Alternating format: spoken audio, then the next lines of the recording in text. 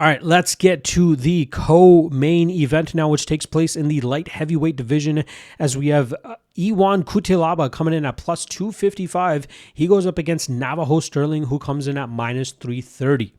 Now, even though Cutelaba is 3-2 in his last 5 fights, I think he's starting to look career best, right? He kind of was more so just a headhunter earlier in his career, looking to knock guys out. Otherwise, he would get caught in submissions or get knocked out himself or even grind it out.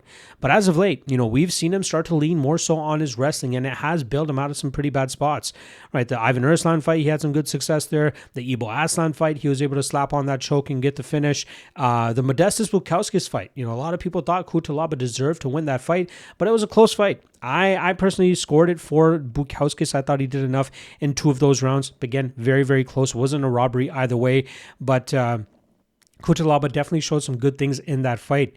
And then last time around, I faded Cutelaba with a lock of the night play with Umar C, and I did not expect Cutelaba to jump onto a guillotine and force C to tap.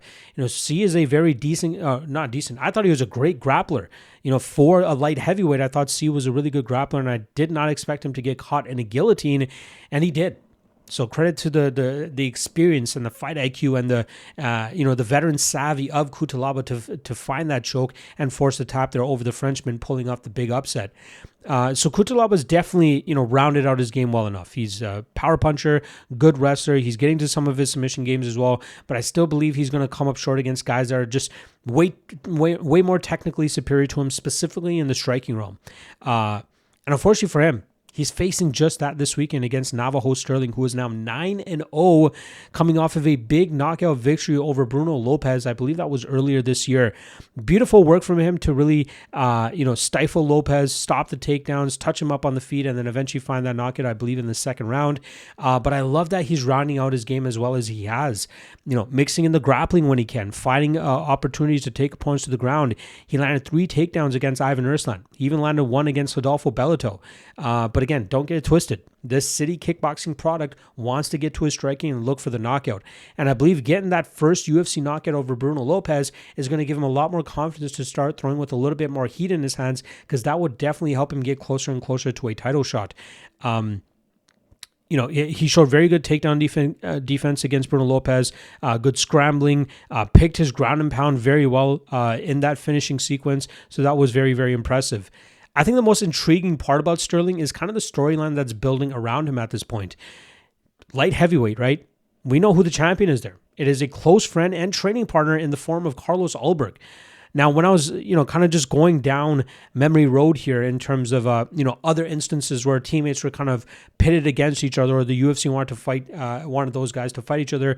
The most recent one you can kind of think of is Aljamain Sterling and Merab. Obviously, that didn't end up happening. But the last one, actually, that I can remember off the top of my head was also in the light heavyweight division.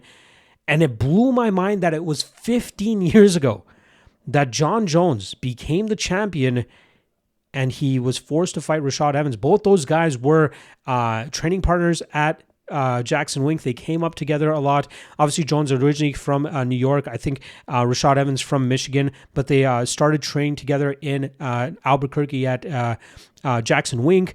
And then when Jones became the champion, there was some rumbling that, hey, you guys may have to fight. That's when Rashad Evans ended up leaving Jackson Wink, went to Florida, started up the Black Zillions, and then we obviously saw them fight, and Jones obviously had his way with him. So curious to know if we'll ever get to the point where, if Ulberg holds the title long enough and Sterling finds himself, in that top 3, are they going to be forced to fight each other, or what ends up happening in that type of situation?